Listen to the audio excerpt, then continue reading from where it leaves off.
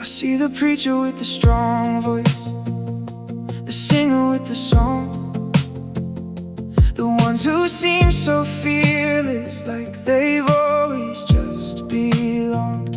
And I think of my small offerings, a prayer, a word, forlorn, and wonder how you'd ever use a faith so fragile. Is this the norm? But you never asked for greatness, you asked me to believe, to bring the little that I have and place it at your feet. So here's my loaves and fishes, here's my broken prayer, here's the tiny strength I've got, though it feels so small and bare.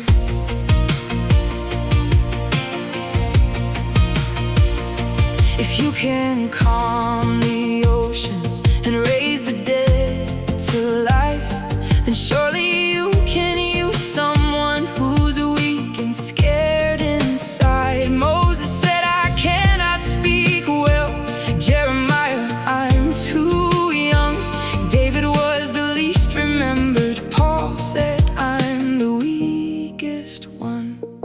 Peter sank beneath the water, Thomas battled doubt, yet you built your church through people the world had counted out. And all the saints in Scripture were jars of fragile clay, so the glory would belong to God and not to us someday. So here's my loaves and fishes, my cracked and trembling song. I thought I need perfection, but you love me all along. You chose the weak to shame the strong, the foolish for the wise, and what the world calls nothing, you lift before their eyes. When I feel hidden, when I feel small, when I think others,